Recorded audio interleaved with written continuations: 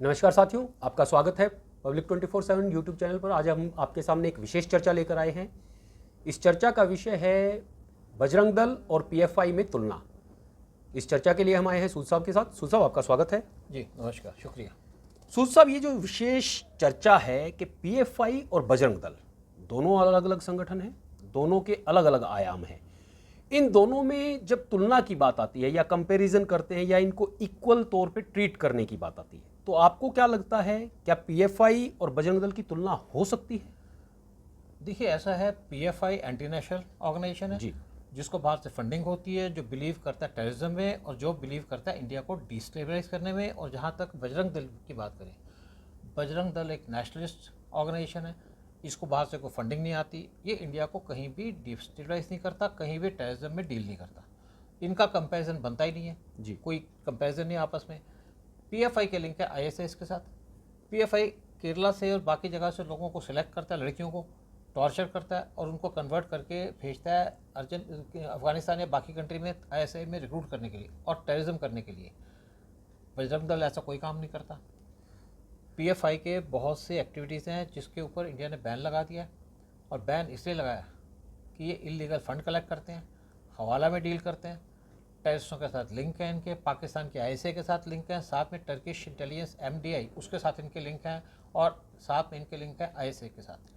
तो जो लोग इनका कंपैरिजन करते हैं इल माइंडेड लोग हैं, यानी कि बीमार दिमाग है उनका, वही लोग इनका कंपैरिजन कर सकते हैं। सूद साहब, पॉलिटिकल पार्टियां जब किसी रिलीजन के वजह से, किसी रिलीजन से कनेक्टेड सोसाइटी या संगठन होने की वजह से, चाहे वो टेररिस्ट ग्रुप ही क्यों ना हो, उनका समर्थन करता है, तो इसके पीछे क्या वजह नजर आती है? क्योंकि वो कॉन्स्टिट्यूशन की शपथ लेकर ही इलेक्शन लड़ने के लिए आते हैं। देखिए, इनके लिए कॉन्स्टिट्यूशन की शपथ का कोई मीनिंग नहीं है। जी, ये लोग पावर के लिए बैठे हैं और पावर के लिए इनके पास एजेंडा होना चाहिए। एजेंडा है नहीं, इसी इशू पे बात नहीं कर सकते, इसीलिए ये टेररिस्टों की हेल्प लेते हैं पावर में आने के लिए। और स्पेशली ये सोचते हैं कि अगर हम पीएफआई को सपोर्ट करेंगे तो मुस्लिम हमको सपोर्ट करेंगे, कुछ अनएजुकेटेड या कुछ एजुकेटेड। तो इनका एजेंडा है पावर लेना, और बीजेपी को ये काउंटर नहीं कर पा रहे क्योंकि ना तो इनकी पॉलिसीज़ है ना प्रोग्राम्स है। सारी ज़िंदगी चोरी चकारी की है, या ये डील करते रहे हैं कि जो डिफेंस की डील्स में पैसा खाने की, या ये करप्शन में डील करते रहे। आज इंडिया प्रोग्रेस कर रहा है इसलिए परेशान है, आज इंडिया के अंदर जो नेशनलिज्म आ रहा है उससे परेशान है, और इसीलिए बजरंग दल को टारगेट कर रहे हैं। लेकिन इनकी बातों में कोई आने वाला नहीं है, और मुझे लगता है कि इनका जो एक बैंकरप्ट माइंड है, पहले माइंड कम था लेकिन अब टोटली बैंकरप्ट हो गया, इसीलिए ऐसी बातें करते हैं। और जो लोग देश के खिलाफ बात करते हैं, आप क्या बात करते हैं, इनका कॉन्स्टिट्यूशन की क्या कसम खाई है? जो देश को बेचने को फिरते हैं, जो इंडिया के स्टेट्स को बेचने को फिरते थे, जैसे सियाचिन को बेचने का काम किसने किया था? कांग्रेस पार्टी ने। ये जो इनका एजेंडा है, ये नेशनल फेलिंग का एजेंडा है। ये चाहते हैं इंडिया के अंदर एक ऐसा सिचुएशन बन जाए कि एनार्की आ जाए और ये उस टाइम पे पावर में बैठ पाएँ। ये मुर्दों पे रूल करना चाहते हैं इंडिया के ऊपर, जैसे पाकिस्तान के अंदर रूल किया जा रहा है, मुर्दों के ऊपर उनको मारा जा रहा है और उस पर रूल कर रहे हैं। उसी तरीके से इंडिया के अंदर चाहते हैं और टारगेट कर रहे हैं हिंदुज़म को या हिंदूज़ को।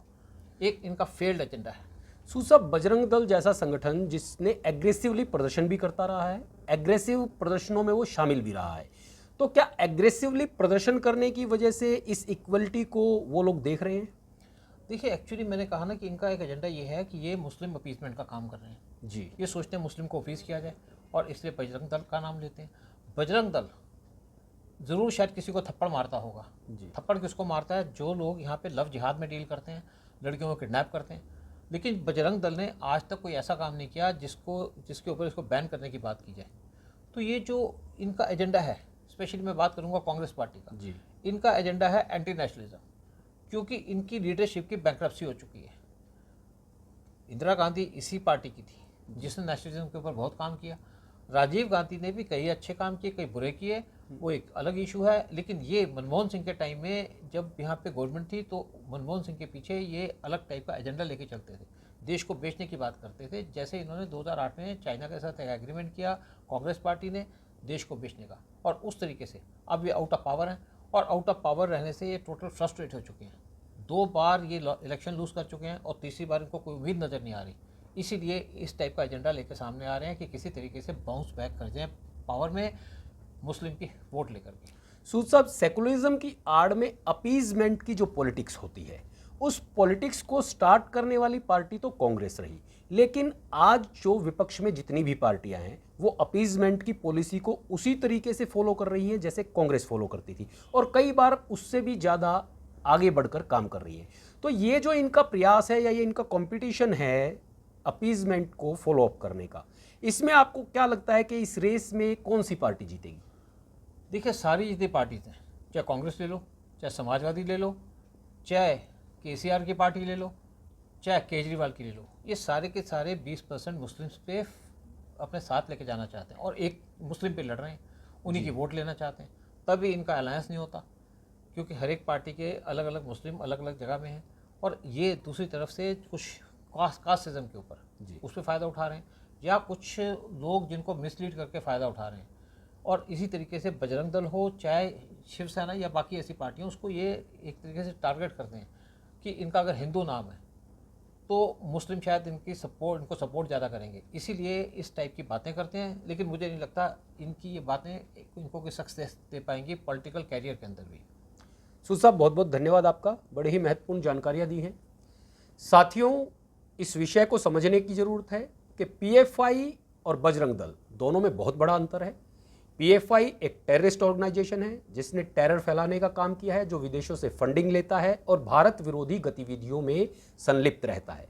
बजरंग दल भारत विरोधी गतिविधियों में कभी भी संलिप्त नहीं रहा है, ना भविष्य में उस पर ऐसा कोई आरोप लगने की संभावनाएं हैं, क्योंकि वो जिस संगठन से जुड़ा है, जिस संगठन के लोगों के साथ वो संबंधित है, वो सभी के सभी राष्ट्र से बाहर किसी भी जगह अपने रिलेशन तय नहीं कर रहे हैं।